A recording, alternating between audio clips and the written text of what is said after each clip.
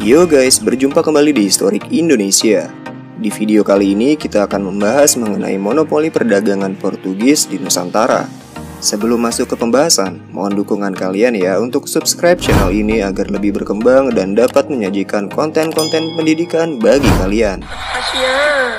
Kedatangan Portugis di Nusantara diawali dengan mendaratnya armada Portugis di Malaka yang dipimpin oleh Alfonso de Albuquerque pada tahun 1511. Untuk detail pembahasan penjelajahan Portugis hingga mencapai Kepulauan Nusantara bisa kalian saksikan di video sebelumnya ya, atau klik link di kanan atas ya. Oke. Ekspedisi penaklukan Malaka ini memang telah direncanakan guys. Penaklukan adalah jalan satu-satunya bagi Portugis karena mereka harus menghadapi beberapa kerajaan Islam di sekitaran Selat Malaka. Malaka merupakan bandar perdagangan yang sangat ramai dikunjungi pedagang-pedagang internasional. Hal ini menjadikan keuntungan tersendiri bagi Portugis jika dapat menguasai jalur tersebut. Pada April 1511, Albuquerque dan armadanya berlayar dari Goa India ke Malaka dengan 1.200 prajurit dan 18 kapal. Di Malaka, Portugis terlibat serangkaian konflik dengan kesultanan-kesultanan setempat sebelum akhirnya mampu menaklukkan Malaka pada November 1511. Portugis melakukan monopoli perdagangan rempah-rempah dan memperkuat posisinya di Selat Malaka. Dikuasainya Selat Malaka oleh Portugis membuat pedagang-pedagang Asia, khususnya pedagang Islam, mencari jalur alternatif sebagai jalur baru perdagangan untuk menghindari monopoli Portugis. Jalur baru tersebut yaitu dengan melalui pantai barat Sumatera, kemudian memasuki Selat Sunda dan menyisir pantai utara Jawa. Jalur tersebut terhubung ke Kepulauan Maluku yang merupakan sumber rempah-rempah. Alhasil muncullah bandar-bandar perdagangan baru di Aceh, Banten, dan lain-lainnya guys. By the way, kekuasaan Portugis di Malaka tidak berjalan mulus guys. Di Malaka, Portugis mendapat gempuran dari Kesultanan Demak, Kesultanan Aceh, dan kesultanan-kesultanan di sekitaran Selat Malaka.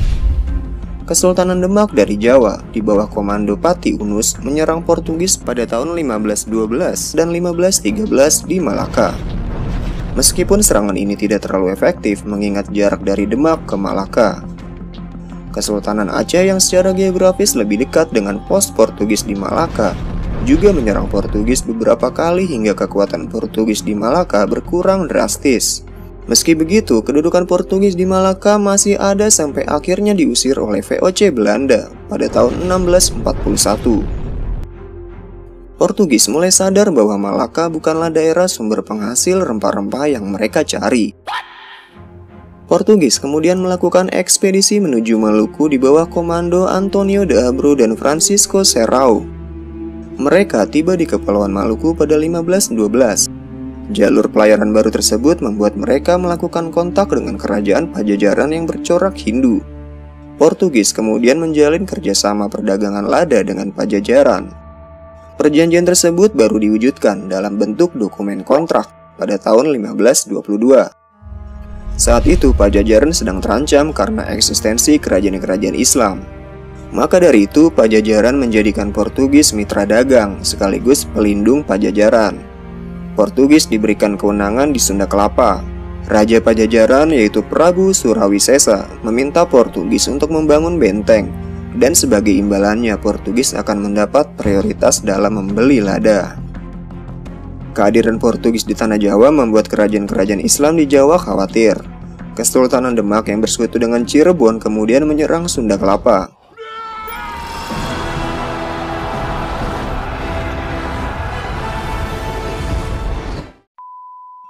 Agresi ini dipimpin oleh Fathahillah pada tahun 1526 dan 1527. Sunda Kelapa berhasil direbut pasukan Fathahillah pada 1527, dan kemudian Sunda Kelapa diubah namanya menjadi Jayakarta. Ancaman dari Demak dan juga Cirebon membuat Portugis memfokuskan perdagangan di Malaka dan juga Maluku. Saat tiba di Maluku pada 1512, Portugis disambut dengan baik oleh Kesultanan Ternate. Sultan Bayan Sirullah yang merupakan Sultan Ternate saat itu mengizinkan Portugis berdagang di sekitaran Ternate. Sultan Bayan Sirullah kagum melihat kehebatan militer Portugis. Dan saya berpikir, wow. Ternate menjadikan Portugis sebagai sekutu untuk melawan Kesultanan Tidore yang merupakan saingan Ternate.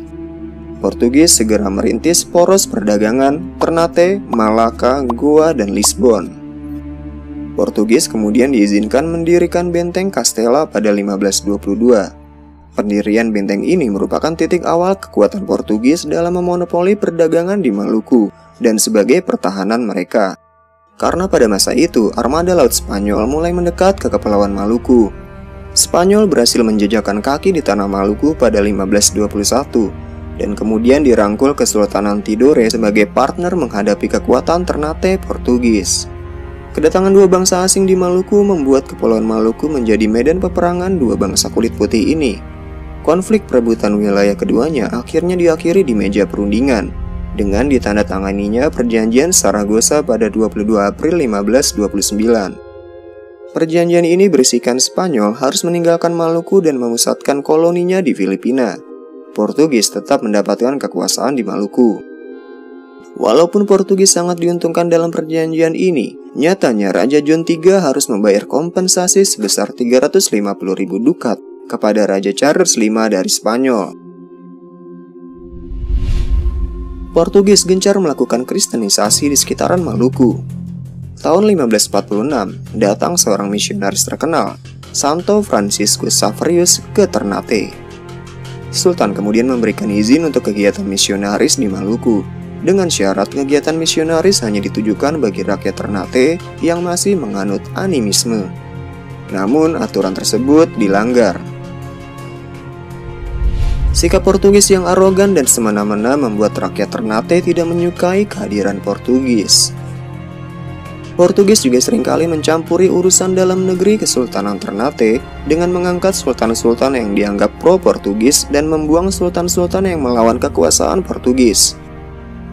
Tindakan Portugis ini menimbulkan kemarahan Sultan Khairun yang akhirnya secara terang-terangan mengumumkan perang terhadap Portugis. Portugis yang dulunya merupakan sekutu Ternate kini menjadi lawan. Kukira hubungan kita istimewa. Sultan Khairun hampir mampu mengusir Portugis dari Maluku. Namun Portugis membuat siasat licik. Portugis menawarkan perjanjian damai. Pada 25 Februari 1570, Sultan Khairun yang dikawal beberapa pengawal kesultanan memenuhi undangan Portugis ke benteng Sao Paulo. Atas perintah gubernur Portugis bernama Diogo Lopes de Mesquita, Sultan Khairun pun dibunuh.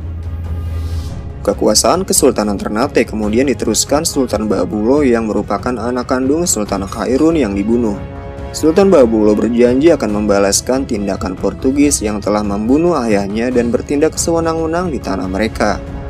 Di bawah komandonya, Sultan Babulo mampu menghimpun kekuatan kesultanan-kesultanan di sekitaran Maluku.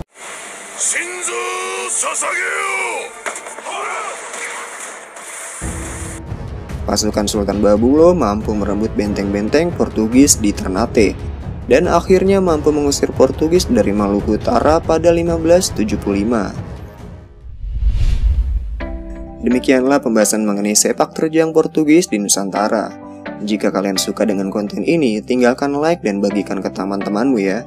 Jangan sungkan untuk berkomentar. Dan akhir kata, salam jas merah.